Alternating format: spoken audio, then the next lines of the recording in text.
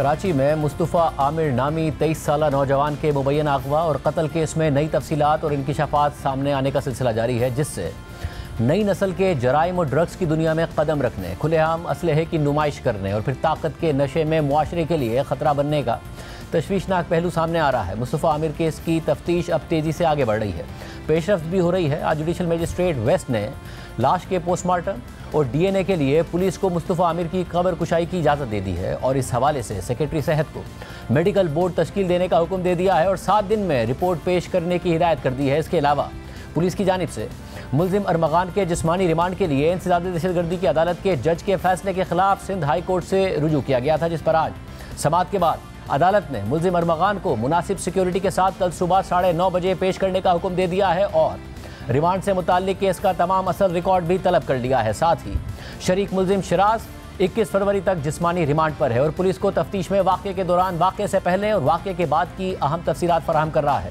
रोज़नामा जंग में साकिब सगीर और मतलूब हुसैन की खबर के मुताबिक मुल्जिम शिराज ने बताया है कि 6 जनवरी की रात अरमगान के बंगले पर मुस्तफ़ा और अरमगान बात कर रहे थे कि अरमगान गुस्से में आ गया और एक रॉड से मुस्तफ़ा को मारा। रॉड लगने से मुस्तफ़ा जख्मी हो गया।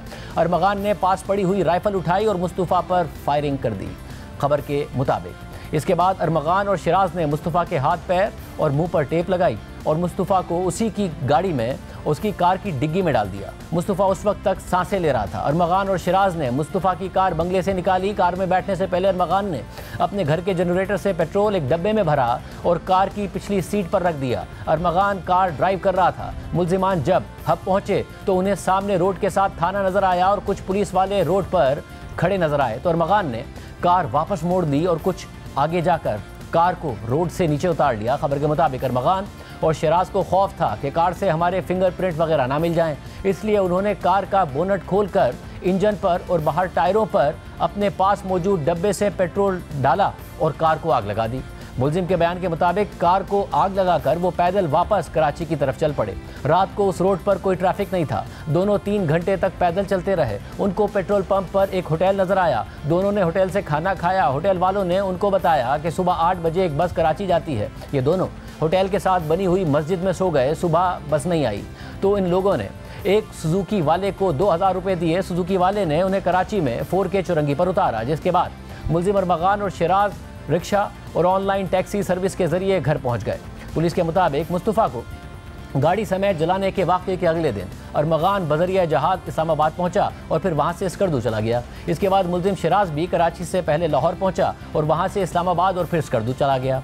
पुलिस के मुताबिक ये दोनों मुल्जिमान स्कर्दू में रहकर कराची की खबरें लेते रहे कि आया उन पर कोई शक तो नहीं किया जा रहा। 28 जनवरी को शिराज कराची पहुंचा और अरमगान को वापस आने के लिए कहा, जिसके बाद 5 फरवरी को अरमगान भी वापस कराची पहुंच गया। इस दौरान 8 फरवरी को पुलिस ने डिफेंस में अरमगान के बंगले पर छापा मारा तो उसने पुलिस पर ही फायरिंग कर दी और DSP और एक अहलकार को जख्मी कर दिया। ताहम पुलिस ने उसे गिरफ्तार कर लिया। फिर बाद में वफाकी इदारे और CPLC ने अरमगान के दोनों मुलाजमीन की निशानदही पर पहले शरीक मुल्जिम शिराज के भाई को हिरासत में ले लिया और शिराज के भाई की निशानदही पर खुद शिराज को गुलिस्तान जौहर से गिरफ्तार कर लिया और फिर शिराज ने पुलिस के सामने सारी तफसीलात बयान कर दी और उसी की निशानदही पर पुलिस ने जब तफ्तीश आगे बढ़ाई तो उन्हें पता चला कि बलूचिस्तान पुलिस को हब में जली हुई गाड़ी और लाश मिली तो उन्होंने ईदी के हवाले कर दी और फिर ईदी के रजाकारों ने लाश को लावारिस के तौर पर दफन कर दिया और आज पुलिस को अदालत की जानिब से कब्र कुशाई की इजाज़त मिल गई है, जिसके बाद कई सवालों के वाज़ेह जवाब मिलने की तवक्को है। लेकिन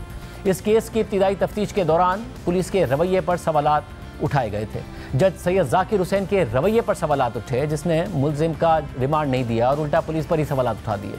मुतल्लिका पुलिस अफसरान और एहलकारों पर कड़ी तनकीद हो रही थी, जिस पर अब IG सिंध गुलाम नबी मेमन की तरफ से इब्तिदाई मरहले में केस की तफ्तीश में गफलत और सुस्त रवि के हवाले से वजाहत सामने आई है। 3 पुलिस अफसरान को मुअत्तिल और डिमोट किया गया है, जिनमें दरख्शां थाने का SHO और तफ्तीशी अफसर भी शामिल है। इम्तियाज़ अली की खबर के मुताबिक IG सिंध गुलाम नबी मेमन ने तस्दीक की है कि डिस्ट्रिक्ट साउथ पुलिस के 3 अफसरान को उनके नामुनासिब पेशा वराना रवैये पर मुअत्तिल करते हुए उनके ओहदों में तनज़्ज़ुली की गई है। ताहम IG ने तहकीकात में शामिल सीनियर पुलिस अफसरान का दिफा करते हुए कहा कि मामले की इब्तिदाई तहकीकात के दौरान उन्हें मुतादिद अवामिल की वजह से कुछ रुकावटों का सामना करना पड़ा। मकतूल मुस्तफ़ा आमिर कोई मकामी सिम इस्तेमाल नहीं कर रहा था, जिसकी वजह से वो तकनीकी तौर पर पुलिस के लिए अनट्रेसेबल था। दूसरा मसला ये था कि मुस्तफ़ा को पहले भी मुकदमे में गिरफ्तार करके चार्जशीट किया गया था, इसलिए इब्तिदाई तौर पर पुलिस को शुबा था कि कि उसे कानून नाफिज करने वाले इदारे अपने साथ ले गए होंगे, लेकिन बाद में पता चला कि वो उनकी तहवील में नहीं है। खबर के मुताबिक आईजी सिंध ने कहा कि मुस्तफ़ा के अहले खाना को तावान की कॉल भी गैर मुतवक्के तौर पर बहुत देर से मौसूल हुई, क्योंकि आमतौर पर जब कोई लापता होता है तो पुलिस इस बात पर गौर करती है कि विक्टिम को तावान के लिए अगवा किया गया है या इसमें कोई और चीज़ मुलविस है। आईजी सिंध के मुताबिक कई दिन के बाद अहले खाना को तावान की कॉल मौसूल हुई, जो अब लगता है कि तफ्तीशकारों की तवज्जो हटाने के लिए मरकजी मुल्जिम की तरफ से जानबूझकर किया गया इकदाम था। इस कॉल के बाद ये केस ABCC पुलिस को मुंतकिल कर दिया गया, जिसने CPLC के ताउन से मुस्तफ़ा की बाजियाबी के लिए कोशिशें शुरू कर दी। ताहम बाद में ये पता चला कि मुस्तफ़ा को अगवा के पहले ही दिन कत्ल कर दिया गया था। आईजी सिंध ने मजीद बताया कि अरमगान की गिरफ्तारी के बाद तफ्तीशकारों को एक और परेशानी का सामना करना पड़ा, क्योंकि मुतल्लिका अदालत ने तफ्तीश के लिए मुल्जिम का रिमांड पुलिस को नहीं दिया और उसे जेल भेज दिया। अब पुलिस ने मरकजी मुल्जिम अरमगान के रिमांड के लिए सिंध हाई कोर्ट में दरख्वास्त दायर कर दी है। आईजी सिंध का कहना था कि अब हमारी तवज्जो मुजरिमों को इंसाफ के कटहरे में लाने के लिए केस के बेहतर तहकीकात को यकीनी बनाना है। तफ्तीश के लिए एक बेहतर टीम तश्कील दे दी गई है। सिर्फ यही नहीं, नई तफ्तीशी टीम मुल्जिम अरमगान से मुताल्लिक अहम इंकिशाफात सामने ला रही है, जिसके मुताबिक मुल्जिम अरमगान मुबैना तौर पर ग्लोबल ड्रग रैकेट का हिस्सा है और 2 शनाख्ती कार्ड रखता है। द न्यूज़ में इमदाद सूमरो की खबर के मुताबिक पुलिस के एंटी वायलेंट क्राइम सेल यानी ABCC को शक है कि मुस्तफ़ा आमिर केस का मरकजी मुल्जिम अरमगान ग्लोबल ड्रग रैकेट का हिस्सा है और इंटरनेशनल फ्रॉड और स्कैम्स में मुलविस है। केस के नए तफ्तीशी अफसर इंस्पेक्टर मोहम्मद अली ने ABCC के खुसूसी मजिस्ट्रेट से दरख्वास्त की है कि वह अरमगान की रिहाइश गाह से जब्त शुदा सील्ड वॉल्ट्स को खोलने के लिए एक बैलिफ को निगरान मुकर्रर कर दें। सिर्फ यही नहीं, तफ्तीशी ज़राए ने इंकिशाफ किया है कि अरमगान के पास 2 शनाख्ती कार्ड थे, जिनमें से एक उसके असल नाम पर है, जबकि दूसरा शनाख्ती कार्ड साकिब बल सलमान के जाली नाम पर बनाया हुआ है, जो उसने मंशियात से मुताल्लिक मुतअद्दिद कई मुकदमात में गिरफ्तार होने और रूपोश होने के बाद हासिल किया था। साथ ही अरमगान के तमाम मोबाइल एप्लीकेशंस और बैंक अकाउंट्स उसके मुलाजमीन के नाम पर रजिस्टर्ड हैं। खबर के मुताबिक अरमगान डिफेंस में खयाबान मोमिन के इलाके में 1000 गज के किराए के बंगले में रह रहा था, जो गिजरी पुलिस स्टेशन की हदूद में आता है। बंगले के फर्स्ट फ्लोर पर अरमगान एक कॉल सेंटर चलाता था, जिसमें तकरीबन 30 मुलाजमीन काम करते थे, जबकि उसके तकरीबन 40 सिक्योरिटी गार्ड्स भी थे। साथ ही मुल्जिम अरमगान के वालिद कामरान कुरैशी भी सामने आ गए और बेटे पर अगवा और कत्ल का संगीन इल्ज़ाम होने, घर से भारी असलहा और हज़ारों गोलियां और दीगर सामान बरामद होने, छापे के दौरान पुलिस पर हमला करने, बेटे के मुबैना तौर पर मंशियात का आदी और इसी कारोबार में मुलविस होने की इतलात के बावजूद हफ्ते को कामरान कुरैशी ने इंसदाद दहशतगर्दी की अदालत में न सिर्फ शोर शराबा किया और जज के चैम्बर में घुसने की कोशिश की, बल्कि पुलिस एहलकारों से बदतमीजी करते हुए नजर आए। कोर्ट पुलिस ने जब उन्हें जज के चैम्बर में जाने से रोका तो उन्होंने पुलिस से कहा कि तुम होते कौन हो मुझे रोकने वाले? तुम्हारा नाम क्या है? तुम्हारा नाम क्या है? तुम्हारा नाम क्या है? तुम्हारा नाम मार मुझे थप्पड़ मार थप्पड़ मार थप्पड़ मार थप्पड़ पैसा कंट्रोल करना पड़ेगा। अबे जा पूरे सिस्टम में टक्कर लेगा, उसके बाद में तू क्या करेगा? तू क्या करेगा? अल्लाह का सिस्टम चलेगा। कसम खाता हूँ, अच्छा रब की इज्जत की, अच्छा 1 टका नहीं मिलेगा, 1 टका नहीं मिलेगा, 1 टका नहीं मिलेगा, मिलेगा उसकी माँ को मिलेगा। क्या रखना?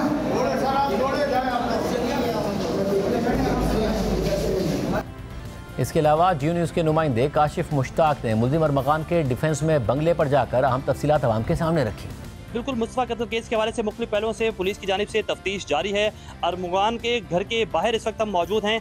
पुलिस की जानिब से खयाबान मोमिन में जब छापामार कार्रवाई की गई और फायरिंग का तबादला हुआ तो इसी घर में वो हुआ था। सबसे पहले हम आपको दिखाएं कि घर का जो मेन गेट है वहाँ जो है वो ऑटोमेटिक डोर सिस्टम जो है वो लगाया गया है और ऑटोमेटिक डोर सिस्टम के तहत ही कोई अंदर आ सकता है। पुलिस की जानिब से जब अंदर आने की कोशिश की गई थी तो इस घर के अंदर से जो है वो फायरिंग की गई, जिसकी जवाबी फायरिंग में जो है वो पुलिस की जानिब से एक मुल्जिम को गिरफ्तार किया गया।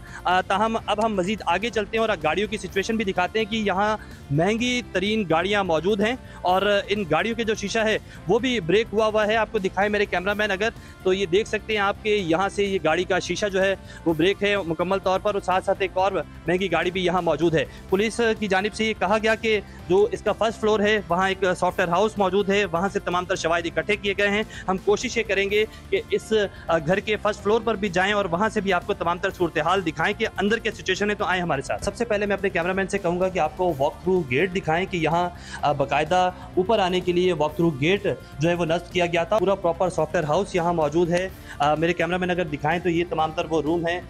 देख सकते हैं आपके तमाम तर जो LCDs हैं वो भी यहाँ निकाली गई और तमाम तर सामान इस वक्त यहाँ बिखरा हुआ पड़ा हुआ है। इस कमरे के अंदर इस वक्त हम जहाँ मौजूद हैं, आप ये देख सकते हैं कि हॉल के अंदर बाकायदा फायर के निशान हैं। ये एक फायर का निशान वो सामने आपको नज़र आ रहा होगा, साथ साथ दूसरा एक और फायर आपको दिखाएं। इस जानिब भी जो है वो ये फायर के निशान आपको नज़र आ रहे होंगे कि यहाँ भी जो है ये फायर के निशान मौजूद हैं। जो कारपेट यहाँ मुकम्मल तौर पर पिछा हुआ है, इस कारपेट से जो है वो सैंपल लिए गए और मुस्तफ़ा का जो वालदा हैं उनसे जो है वो मैच किए गए। तो आप ये देख सकते हैं कि जो DNA रिपोर्ट है उसमें भी ये मेंशन किया हुआ है कि 1, 2, 3 और 4 जगह से जो है वो तमाम तर सैंपल इकट्ठे किए गए। तमाम तर यहाँ जो लैपटॉप्स पड़े हुए थे वो उठाए गए यहाँ से और उठाने के बाद पुलिस की नफरी यहाँ से गई है और मुलजिम को अपने हिरासत में लिया है। तो इस वक्त हम खयाबान मोमिन से आपको तमाम तर सूरत हाल से आगाह कर रहे थे और बता रहे थे कि कैसे जो है वो मुलजिम को यहाँ से गिरफ्तार किया गया और अब तफ्तीश आगे कहाँ तक जाएगी। इस हवाले से मज़ीद बात करने के लिए खुद काशिफ मुश्ताक हमारे साथ मौजूद हैं। काशिफ, बहुत शुक्रिया शो में ज्वाइन करने के लिए। काशिफ, एक गाड़ी जाती है कराची से, लाश है उसमें, बलूचिस्तान जाना, फिर वहाँ पर उसको जला दिया जाना, फिर वहाँ की पुलिस लाश को हवाले कर दे ईदी के, कोई कोऑर्डिनेशन नहीं हुई, इतने अरसे तक पता नहीं चल सका। ये क्या हुआ, क्या है, क्या आपकी तहकीकात बता रही हैं? शादेब, बहुत शुक्रिया। देखें, हम इस स्टोरी को जो है वो फॉलो करना शुरू किया 6 जनवरी को इसका जो है वो मुकदमा दर्ज होता है और उसके बाद से ये तमाम तर चीज़ें हो रही हैं और AVCC को ट्रांसफ़र हो रही है। लेकिन आपने प्रोग्राम में भी ये बताया कि ये लोग वहाँ से वापस कैसे आए, लेकिन ये भी बहुत ज़्यादा इंपॉर्टेंट पॉइंट है कि ये यहाँ से गए कैसे थे। आपको बताएं कि खयाबान मोमिन से जब मुस्तफ़ा को लेकर ये गाड़ी की डिग्गी में इन्होंने डाला और यहाँ से ये निकलें, तो हमारी सोर्सेस ये बताती हैं कि पुलिस की जानिब से अब इसका रूट प्लान जो है वो हासिल किया गया है और रूट प्लान में जो है ये बताया गया है कि बलोच कॉलोनी का इन्होंने रास्ता इख्तियार किया और वहाँ से होते हुए पहले ये शारा फैसल गए हैं और उसके बाद अल आसिफ स्क्वायर से होते हुए टोल प्लाजा पहुंचे हैं कराची के सुपर हाईवे पे। एक और बात आपको हम यहाँ बताएं जो हमारी सोर्स कंफर्म करती है कि टोल प्लाजा पे एस4 मनसूबा जो IG सिंध की जानिब से ये अहकाम जारी किए गए थे कि शहर के दाखिली और खारजी रास्तों पर यह मनसूबा होना चाहिए और उसमें जो फेस रिकगनाइज सिस्टम है वो इंस्टॉल्ड है। तो बताया जा रहा है ज़राए की जानिब से कि इन दोनों की, अरगुमान की और इसके साथ जो इसका दोस्त शिराज मौजूद था, इन दोनों की वाज़ेह तस्वीर जो है वो सिस्टम में आई हैं। उसके बावजूद वहाँ इनको नहीं रोका गया और आपको बताएं कि जब ये यहाँ से निकली है तो एक टेंटेड गाड़ी डिफेंस के इलाके से निकलती है, कराची के मुख्तलिफ इलाकों से, मेन चौराहों से होते हुए टोल प्लाजा तक पहुँचती है। उसके ऊपर कोई नंबर प्लेट नहीं लगाई हुई होती है और फिर यहाँ से ये हब चौकी का रास्ता इख्तियार करते हैं और हमदर्द यूनिवर्सिटी से होते हुए हब चौकी पहुँचते। इस तमाम तर रूट प्लान को पुलिस ने जो है वो हासिल किया है, लेकिन कहीं की भी CCTV फुटेज जो है उसको वाज़े तौर पर नहीं देखा गया। जो S4 मनसूबा करोड़ों रुपए बजट के तहत खर्च किया गया और इसको मॉनिटर किया जा रहा है, बाकायदा टीम है, उसकी जानिब से भी इसकी निशानदेही नहीं की गई है, लेकिन पुलिस की जानिब से अब इसकी CCTV फुटेज जो है मुकम्मल तौर पर हासिल की गई है। साथ साथ एक और आज की पेशरफ सामने आई कि जिसमें बताया गया था कि मुस्तफ़ा की सिर्फ जो दड़ है वो मिला ईदी हुकाम को और उसके हवाले से ये अपडेट किया गया था कि उस दड़ को जो है वो दफना दिया गया था, जिसकी कब्र कुशाई की बातें भी हो रही हैं। लेकिन आपको बताएं कि हमारी सोर्स ये कंफर्म करती है, हमारे पास मुख्तलिफ वीडियोज़ भी जो है वो मौसूल हुई हैं जिसमें मुस्तफ़ा की कंप्लीट बॉडी जो है वो पुलिस को रिकवर हुई। अब यहाँ भी ये इंपॉर्टेंट एलिमेंट है कि 6 जनवरी को जो है वो मुस्तफ़ा लापता होता है, 7 जनवरी को इसका मुकदमा दर्ज होता है और 11 जनवरी की शाम को हब पुलिस को एक गाड़ी जली हुई मिलती है और उसमें एक लाश होती है। AVCC पुलिस की जानिब से और कराची पुलिस की जानिब से ये कहा जाता है कि इस हवाले से हब पुलिस ने हमें इन्फॉर्म नहीं किया, लेकिन हम अब जब तफ्तीशी हुकाम से बात कर रहे हैं उनकी जानिब से बताया जा रहा है कि हब पुलिस से बाकायदा कराची पुलिस को ये इन्फॉर्म किया गया कि एक महंगी गाड़ी इस तरह हमें मिली है जो मुकम्मल तौर पर जली हुई है और उसमें एक लाश डिग्गी के अंदर मौजूद है। उस हवाले से भी पुलिस को बताया गया और उसके बाद तमाम तर तफ्तीश को आगे बढ़ाना चाहिए था, लेकिन ये तफ्तीश 29 जनवरी को जब AVCC पुलिस को ट्रांसफ़र हुई है तो उसके बाद पुलिस को जब प्रेशर आया तो उसके बाद इसको मज़ीद तफ्तीश में पेशरफ्त हुई है। तो ये तमाम तर चीज़ों को मज़ीद जल्द हल करना चाहिए था, लेकिन नहीं हुआ। साथ साथ आपको बताएं कि कराची में जिस बंगले का आपने जिक्र किया कि जहाँ खयाबान मोमिन में मैं भी गया और मैंने देखा, तो ये बंगला एक मुकम्मल तौर पर ऐसा सील नज़र आ रहा था, जगह जगह ग्रिल ऐसी लगी हुई थी और ऐसी चीज़ें इस पर नस्ब की गई थी कि कोई भी शख्स अगर इस बंगले के अंदर दाखिल होता है तो वो बगैर बंगले के मालिक की इजाज़त के बगैर वापस बाहर नहीं निकल सकता है। हमने देखा कि जगह जगह वॉक थ्रू गेट लगाए हुए 35 के करीब ना सिर्फ गार्ड मौजूद थे बल्कि उनकी चारपाइयाँ और रहने का पूरा इंतजाम इस बंगले के अंदर ही जो किया हुआ था। जो मेन डोर है इसका वो भी मुकम्मल तौर पर हमें इस तरह का नजर आया और जदीद CCTV कैमरे ना सिर्फ बंगले के बाहर बल्कि अंदर भी जो है वो तमाम तर चीज़ें नस्ब की गई थी।